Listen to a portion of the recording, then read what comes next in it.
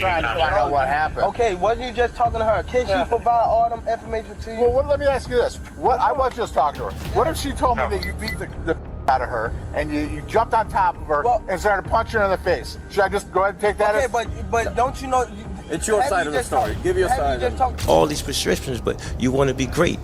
Being great is really pushing the envelope. You know what I'm saying? Gervonta Davis has broken his silence following his reported arrest and the cancellation of his fight with Jake Paul.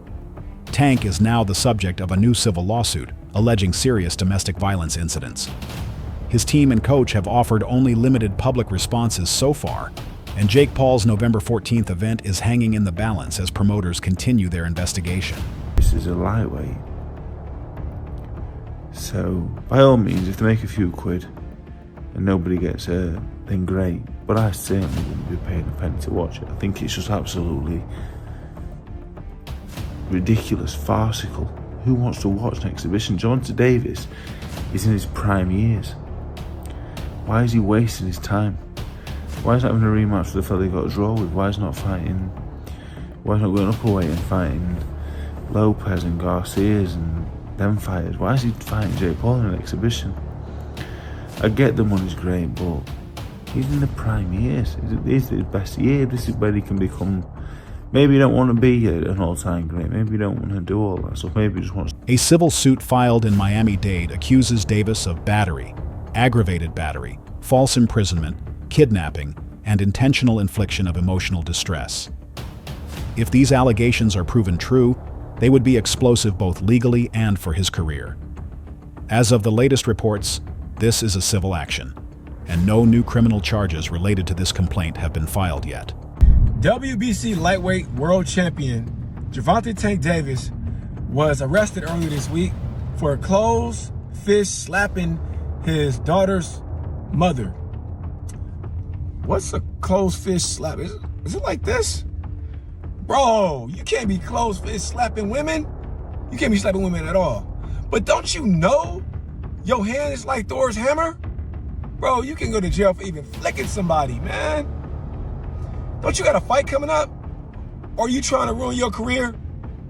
Right now, there's no extensive public address from Davis directly explaining his side of the story. Instead, the first public reaction has come through his inner circle. His coach has stated that Davis is doing well and that they're working on understanding what's happening. It's a brief, guarded response designed to keep the boxer out of the media storm while the legal and promotional teams sort through the details. Jake Paul's promotional team has publicly confirmed that they've launched an internal investigation following the lawsuit. Their statement condemned any form of violence, mentioned that they're gathering information, and said that next steps will be decided after a full review. This means the fight is technically still scheduled, but it could be postponed or canceled depending on the outcome of the investigation. Inside sources are now suggesting that the planned November 14th event is likely canceled, not just delayed. As Dame Mara posted on X, "I'm hearing it's being postponed. Not sure on the date, but I'm about 80% certain the November 14th event is canceled." Initially, the fight was set to take place in Atlanta at the State Farm Arena, but the venue was eventually moved to Miami. The combination seemed perfect for today's attention-driven world. A social media star versus a prize fighter. Viral promotion meets old-school boxing muscle. In the making, when a fairly novice Jake Paul made a wish list of future opponents, and right in the middle of that list was Gervonta Tank Davis. Many laughed at the time, and some still can't believe we're here. But these two young men are the face of boxing for Gen Z and Gen Alpha. They are the two biggest boxers in America, and they are putting it all on the line. One has the speed, the skill, the accuracy, and the one-punch knockout power. The other has the size, the force, and the unbreakable confidence to make this must-see Netflix. The size difference is obvious. Rules and context added extra intrigue. Davis, a lightweight champion used to fighting between 135 and 140 pounds, would face Paul, who had moved into cruiserweight territory. The press conference revealed that the upper weight limit would be 195 pounds, with 12 Oz gloves, among other details. Davis publicly questioned the rule set, the size disparity, and the novelty of the event. The promotional spectacle suggested that a sellout could have turned this into one of the year's must-see fights. I want to watch is Tank Davis versus Jake Paul. I want Tank Davis to knock his block off. I'm sick of the Paul brothers, both of them. I can't stand either one of them. And I know I'll get pounded with emails. He's just jealous. No, I'm not jealous of them. I could care less how much money they make. I don't like their attitude. I don't like the way they conduct themselves. I don't like the way they think. You know. Boxing fans across social media are becoming increasingly cynical about Gervonta Davis, claiming he's avoiding elite opponents like Shakur Stevenson and Teofimo Lopez in favor of a more lucrative bout with Jake Paul. They argue that money, rather than the pursuit of athletic challenge, is driving his decision-making. We wouldn't go ever fight no Shakur Stevenson, no Keyshawn Davis, no Teofimo Lopez, no none of them dudes. You know what I'm talking about? We gotta think and look at Tank Davis's whole career. He done made some bread, but at the end of the day, all that bread that he made, when it's all said and done, he ain't gonna get no respect from his peers, because we gonna look down his resume and we gonna be like, he was trash, he was some trash, he was some trash, he was alright, but he was never like that. He was okay, he was some trash, he was some trash, he ain't. Originally, Davis and Roach were scheduled for a rematch after their first fight ended in a controversial majority draw. The idea was that Davis would settle unfinished business with Roach, reinforcing his legacy by securing a decisive win in the sequel. However, once the opportunity to fight Jake Paul emerged, offering a much larger payday and international exposure, Davis's team shifted focus. Reports suggest Davis could earn around $50 million for the Paul fight. While Smith didn't outright criticize the choice, his comments highlighted the shifting priorities in modern boxing. Legacy-defining fights are often overshadowed by high-profile crossovers that draw massive pay-per-view numbers. For Davis, the Jake Paul fight is not just about proving his skill, but also about reaching a global fan base that extends far beyond the hardcore boxing audience. He's in a division where he's got killers all in his division. You know, Shakur, Haney, who's 147. You know, you look at Teo, for example, Keyshawn, and then you choose to fight someone like Paul. Surely that's a concern when you do look at it like that. Yeah, but again, it's the world we're in. If you can get a huge amount of money to fight someone who's never boxed really before, you're going to do it. You know, Floyd Mayweather boxed Logan Paul with a huge weight disparity. He was done by then. He was done. Like, this is an active world champion. But it's the world we're in. Yeah. And that's the truth. You know, when it comes down to it, it's just like Conor McGregor fighting Floyd Mayweather. Two completely different sports. Was the biggest pay-per-view in recent times, wasn't it? Maybe if ever. Those are like different comparisons, though. If you think about it, do you not like? Yeah, but the sport's in a wild place, isn't it? That's just, I'm just like the reality of where we are, you know. And I can't really say much when we're talking about Jake Paul fighting Anthony Joshua at the same time. Yeah. You know. Do you think Tank should get stripped of his title? Yeah, I think anyone who, just in general, doesn't defend their title to do something else should get stripped, because it shouldn't hold the belts up. You know, in any, like, I think that should be the reality in anything. You know, if you're not going to defend your belts, or you're not defending, sometimes there's the rules. Obviously, if you fight for a belt at a higher weight, you can retain the belt until there. But if you're not, don't have intention of defending the belts, you shouldn't hold the belts up. People should get the opportunity to fight for them. What happened with the failed negotiations between AJ and Jake Paul? I think anything's still possible. That was always discussed for next year. You know, this fight's November, early part of next year. Former world champion Carl Froch was blunt in his assessment, calling the situation an absolute joke. According to Froch, discussions for a Jake Paul versus Anthony Joshua fight were nearly finalized, with the deal about 99% complete. Yet, instead of facing a heavyweight giant like Joshua, Paul shifted to Davis, who is literally half his size. Froch found this decision baffling and saw it as proof that Jake is more interested in shock value than in genuine competition. Froch's remarks reflect what many boxing insiders believe, that Paul carefully selects opponents for maximum publicity and minimal risk. Facing Joshua would have been a monumental challenge, but fighting Davis creates more of a sideshow effect. Meg, I'm on it, so. But the fight against Jake Paul ain't going to happen anyway. It ain't going to happen. We can all believe it. Jake Paul. Eddie Hearn said it's 99% done. Because you know what? Jake Paul's done a great job in hustling Eddie. Yeah. He's going to get, so either Eddie's in on it, or he's like this young man hustling. Yeah. And so the kids kidded the kidders. Well, listen, we've had a chat, we've caught up, we'll have another chat as well in a... I'm going to do some sunbathing, man. Days, bit of sunbathing, top up the town. Yes, right, baby. As well. Black is the number. Let us know in the comments below who you think wins the fight and what Anthony Joshua should be doing next. Do you agree with us, do you disagree with us? Let us know in the comments below.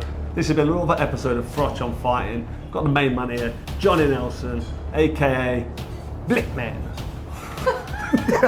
We'll see. He said it, not me. We'll see you on the next episode. Take care.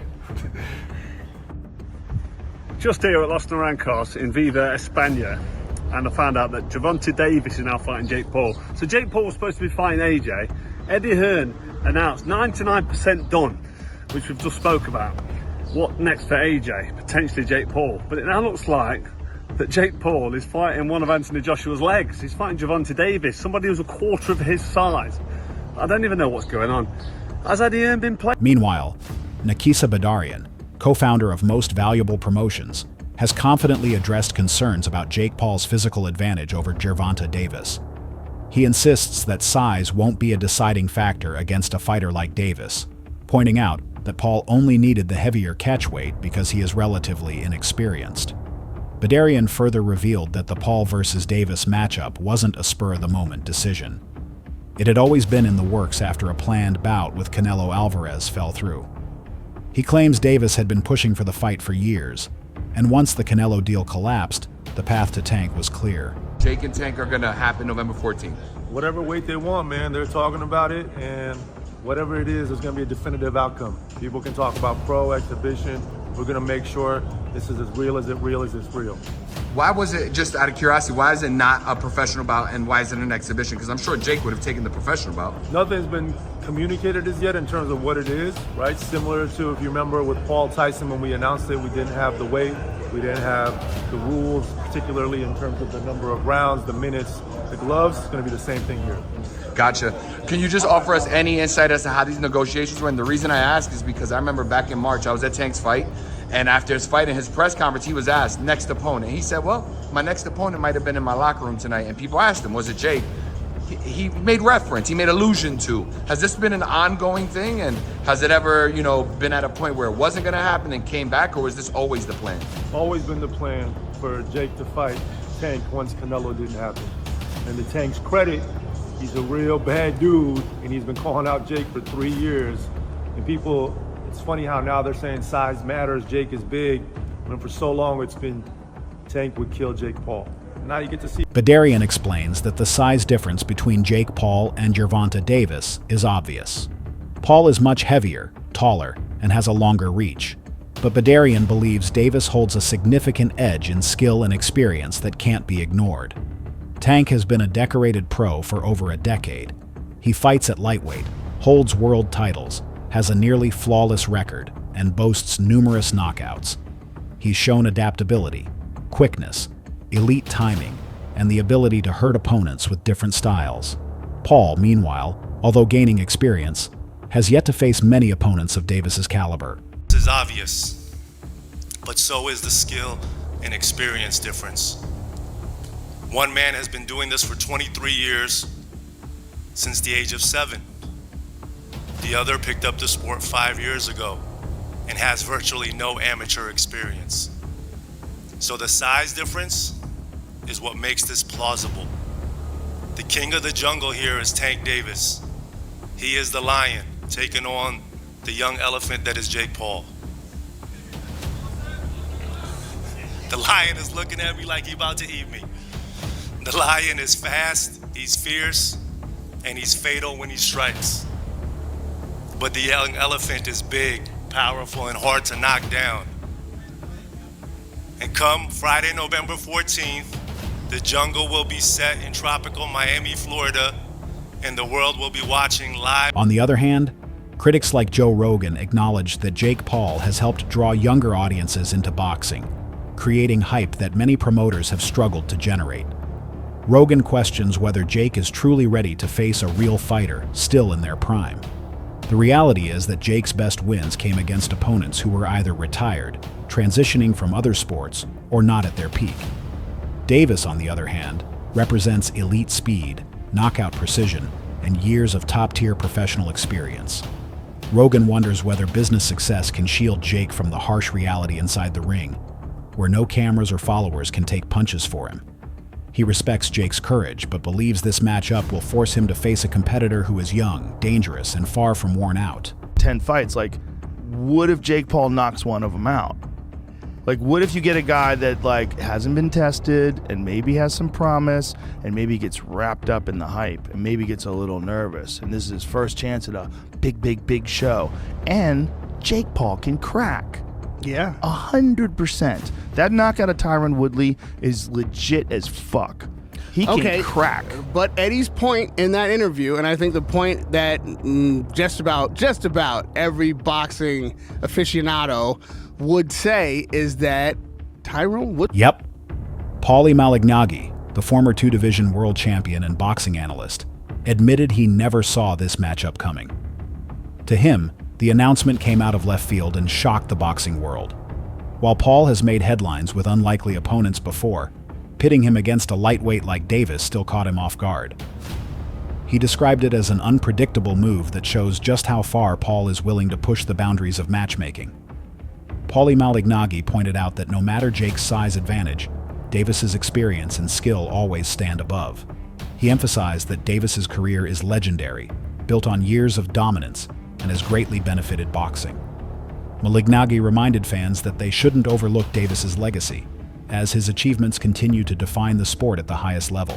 More to lose because he's the bona fide world champion. I don't care if he's much smaller. I think Jake Paul has sort of plateaued as far as where his boxing is concerned. It's rather low level. Yeah. He's big, he's physical, he's strong, he can hit. So there is that risk.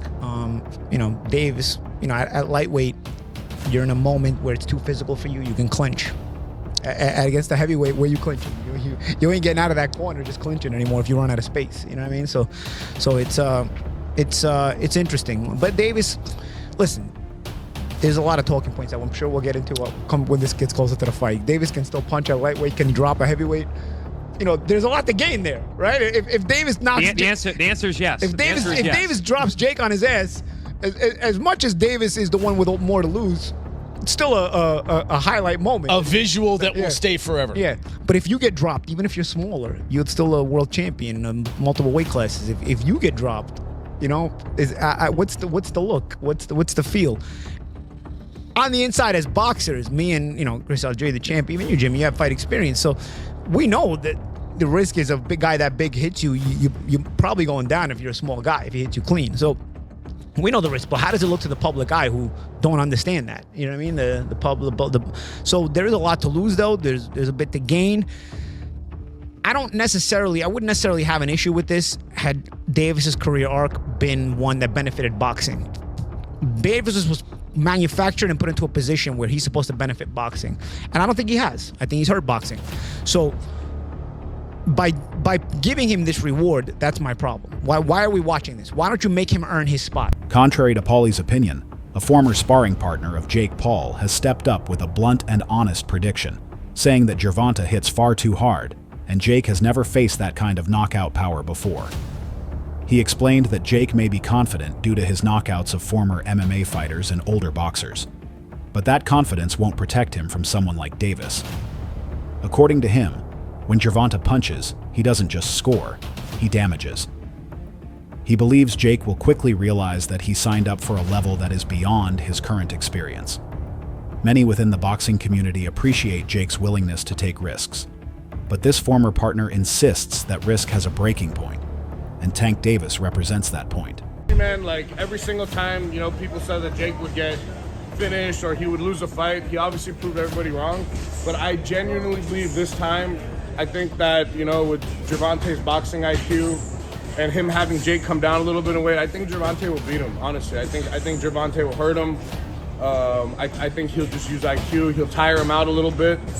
And, I think he'll land. Gervonta knows how to touch his opponents. But it's interesting because when Floyd fought Logan, the size really made a big, impact. And you saw Floyd struggle, against a big, Ohio corn-fed, wrestling strong dude. And, I've sparred Jake and Logan before, and you know they train hard. You're picking Tank by knockout? Look, I sparred them years ago. They're much. Daniel Cormier, the UFC legend turned boxing analyst, offered a fresh perspective on Jake Paul's rise. Cormier pointed out that Paul's spectacle-driven bout with Mike Tyson on Netflix set a new model for fighting entertainment. He argued that while many dismiss Paul as just a social media star, his improved skills, serious training attitude, and risk-taking in the ring make him more than that. For Cormier, Paul is reshaping how boxing reaches the mainstream, and that alone is a form of success. Twice, big numbers. Jake Paul fought against Tommy Fury, big numbers. Jake Paul, who I believe, and I have told you guys this time and time again, he's much better than people give him credit for. One, Jake Paul is not an amateur fighter, like some try to say. Jake Paul has money, so Jake Paul is getting trained by the best boxing coaches that money can buy. He's full-time boxing. There are a lot of people that say he may do some other stuff. I don't know who he was gonna fight that was saying that he was juiced up and he was ignoring him. Or was it Logan Paul? One of them. But at the end of the day, this kid's training to be the best fighter in the world, or the best as he can be, and he understands what losing would do to the perception of who he is in fighting. We were yelling so much about him fighting someone. Fight somebody your size. Fight somebody, a real boxer. Stop fighting MMA guys. There were so many things that people were mad about in regards to his level of competition and the people he was competing against. Well, today we learned that Jake Paul has his next opponent. His next opponent is by far the most credentialed guy. Do you think the Jake Paul versus Gervonta Davis fight is falling apart due to low demand? Or is this all just a smart business move? Drop your thoughts below.